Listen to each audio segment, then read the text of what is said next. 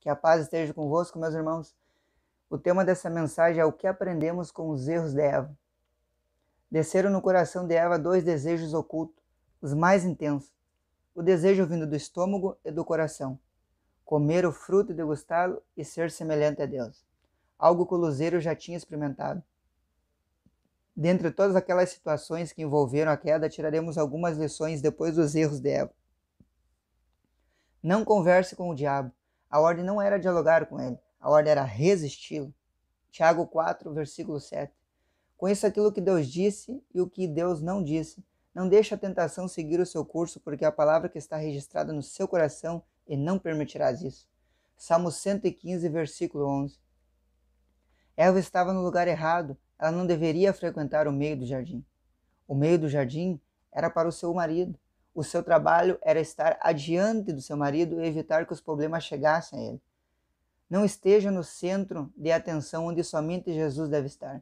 Quando você tenta tomar a posição que não lhe pertence, além de ser um impostar, sempre causa escândalos.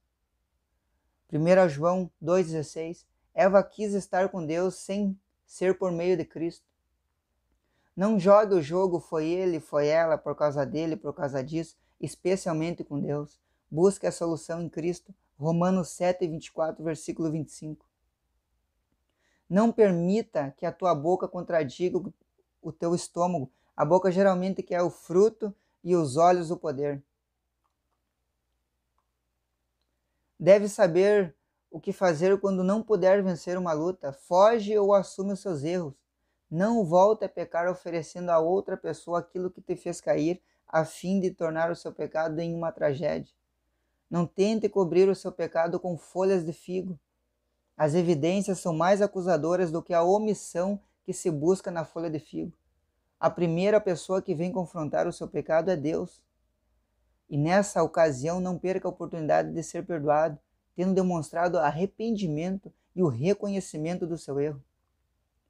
Deus é o primeiro que vem ao nosso encontro depois de um ato de pecado. Não perca a sua oportunidade. E a segunda pessoa que aparece depois do pecado é o seu próprio irmão, e o diabo geralmente vem com ele vestido de promotor. Daí em diante virá os escândalos. Confesse ao primeiro, deixe o pecado, busque a comunhão com Deus. Permita que Deus cubra com as roupas derivadas do cordeiro e cubra a sua nudez. Responda a pergunta que Deus fez. Quem te disse que está nu? Foi a voz de Deus. Quando Adão ouviu a voz de Deus, percebeu que estava nu. A voz de Deus nos revela que estamos nu perante Ele. Não ponha a culpa dos seus erros nos outros. Procure ser coberto de novas vestimentas e não pela culpa. A culpa é algo que nós mesmos abrigamos, mesmo depois de havermos sido perdoados, porque a carne sempre quer competir com a justiça de Cristo feita na cruz.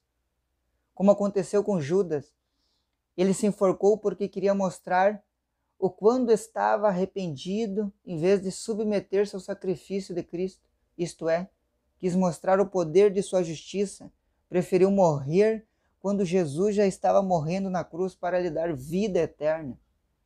Eu dou esse exemplo bíblico, eu deixo essa mensagem, meus irmãos, para que nós vá ao oráculo e reconhecer a Cristo como a nossa vestimenta de perdão.